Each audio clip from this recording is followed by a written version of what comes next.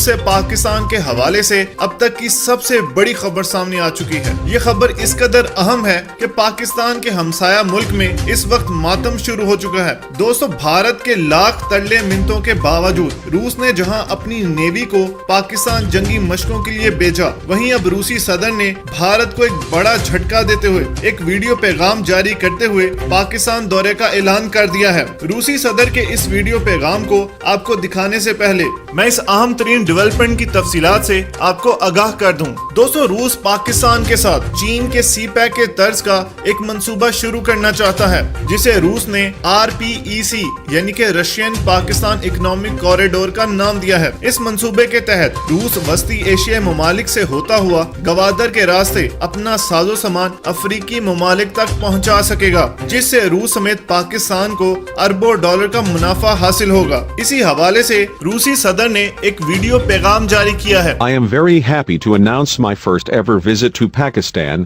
I will visit Pakistan in August 2021. My visit to Pakistan will help to improve our relationship.